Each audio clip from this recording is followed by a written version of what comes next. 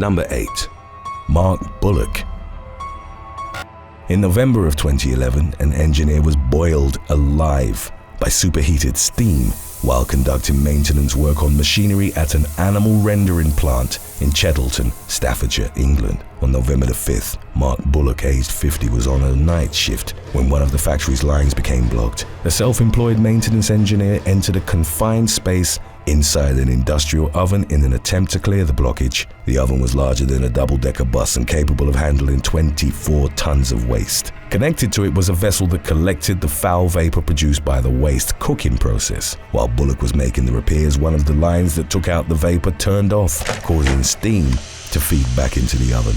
It was a quick process and not a gradual one, with rescuers who later arrived at the factory comparing the scene to a foggy night. The engineer was struck by steam that carried a temperature of roughly 535 degrees Fahrenheit. He suffered burns to 90% of his body and died the following day. In 2015, after a lengthy investigation, a court ordered the plant's operators, John Poynton & Sons, to pay nearly $1.2 million.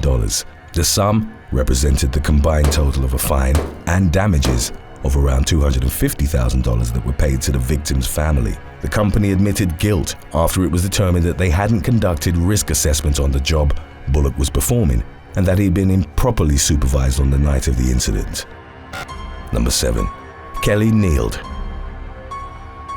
24-year-old Kelly Neild of Cheshire, England, suffered life-threatening injuries in April of 2009 following an accident at a factory that manufactured clothes hangers for various outlets. The facility was based on Deeside, North Wales. Neild had leaned over to free some hangers that were blocking the mechanism of a conveyor belt. Her scarf was caught in the line's cogs, and then her ponytail was pulled in as well. Neild was left gasping for air, and because the factory floor was busy at the time, the accident wasn't initially noticed by her co-workers. As she desperately tried to free herself, the young woman stuck her little finger in the mechanism, which fractured the digit and nearly severed it off. A portion of her hair was also pulled off, and subsequent photos taken at the scene would show a massive clump of it tangled in the cogs. Neild's colleagues eventually spotted her, prompting a workman to press the main off switch and power down the belt. Another colleague used a pair of scissors to cut the scarf that had narrowly almost strangled the woman to death. Neild began coughing up blood, and her throat immediately swelled to the point that she was no longer able to speak and struggled to breathe properly.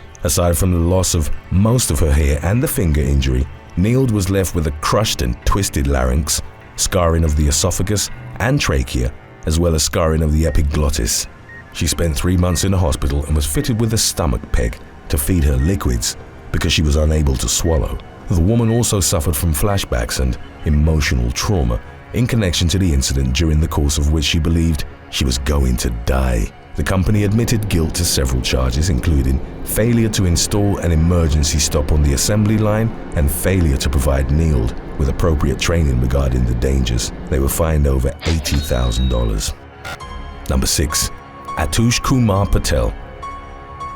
In the fall of 2012, East London man Atush Kumar Patel lost 4 fingers and part of his right hand when the industrial machine he was cleaning switched on automatically. Patel, who at the time of the accident was in his late 30s, had been conducting maintenance on a packing line when a blade cut deep into his limb and amputated his fingers. As explained by medical experts, in the case of reattaching digits, time is of the essence, and surgery should ideally be conducted within a 6-hour window. Patel's colleagues reportedly placed the severed body parts in a carrier bag, and the man was rushed to Broomfield Hospital in Essex. Over the course of an operation lasting approximately 10 hours, surgeons painstakingly reconstructed the connections between Patel's bones, nerves, and tendons. He spent 20 days in the hospital and had another operation in which skin and blood vessels were transferred from his thigh to his hand. In what was deemed as a remarkable recovery process only 5 weeks from the accident, Patel had already regained feeling and partial movement in his fingers.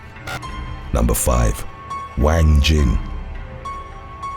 On December the 11th of 2013, an 18-year-old worker suffered a life-changing accident at a factory in southern China. Wang Jin's hands were horrifically mangled after being crushed and torn from the wrists by a malfunctioning industrial hammer. Colleagues rushed him to Xiangya Hospital in Ernan Province's capital of Changsha, along with what was left of his broken hands and fingers. Some of the teenager's bones were shattered beyond repair and required permanent removal. In lieu of him becoming a double amputee, surgeons decided to make Jin a new pair of hands from what could be saved of his palms and digits. They attached the left little finger onto the right hand, which still had a functioning thumb. From his left hand, they removed the middle finger but kept the index and ring fingers, which were then connected to the left wrist. The end result of the 9-hour procedure was Jin being given a set of pincer-like appendages. Less than a month from the accident, the teenager was reported as being able to bend the reattached fingers. Number 4. Stephanie Adkins.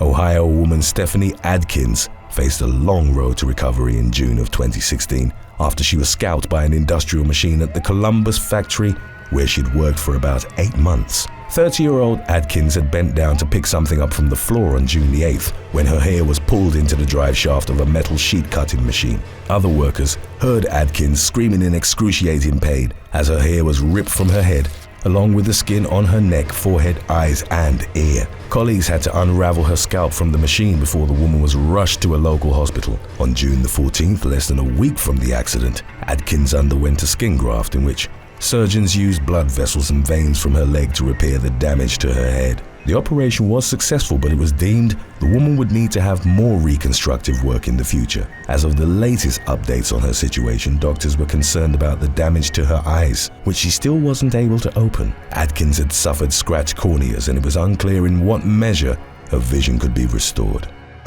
Number 3. Yaneth Valladares.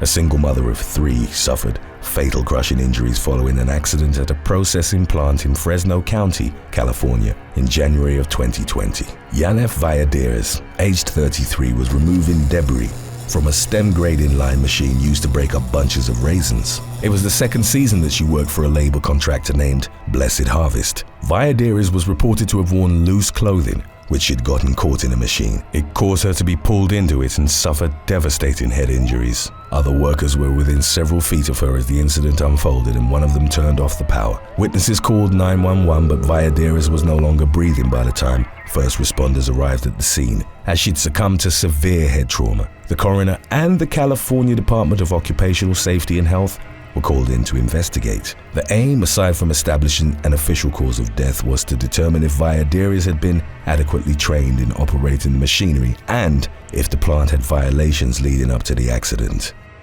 Today's topic was requested by Aladdin Sane. If you have any other topics you'd like to learn about, subscribe and let us know in the comments section below. Number 2. Giselle Espinosa.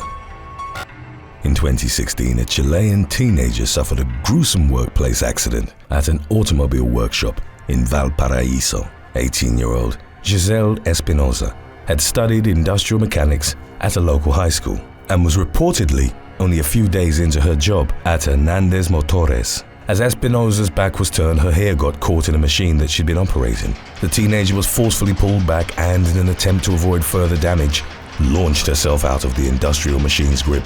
Within seconds, a vast swathe of Espinosa's hair was forcefully torn from her scalp. She was rushed to Valparaiso Naval Hospital and, 3 months after the incident, still suffered from its physical and psychological implications. In May of 2016, Espinosa demanded that the workshop's operators answer for the damage she'd suffered. However, reports from local outlets indicated that the company denied responsibility, alleging that Espinosa hadn't been assigned to the machine but had approached it out of curiosity.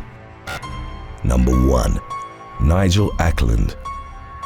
In 2006, British man Nigel Ackland accidentally got his right arm trapped in an industrial blender at a smelting plant. The machine ravaged his limb, and looking back on the incident, Ackland would remember instantly knowing amidst the intense pain that he'd lost the lower half of his arm. Nevertheless, doctors battled to save it for roughly half a year, a period during which Ackland underwent multiple operations and suffered recurring infections. He ultimately decided to have a below-the-elbow amputation, but after the procedure was left with a flared stump and difficulty finding suitable prosthetics. Ackland's range of movement was limited for several years to what he could do with a replacement hook. However, in May of 2012, he was contacted by innovative prosthetics company RSL Steeper and asked if he wanted to test out their new B-Bionic 3 multi-articulating myoelectric arm, which at the time was amongst the most advanced in the world. It operated through sensors that detected flexing of the muscles in the upper arm, similar to how a human limb naturally operates. Acklin was one of only 7 people to be given the chance to test out the arm. Before long, he was thrilled with the efficiency of the prosthetic, which he claimed made him feel like the Terminator. Thanks for watching. Which would be a worse way to go? Being crushed in a hydraulic press or put through an industrial blender? Let us know in the comments section below.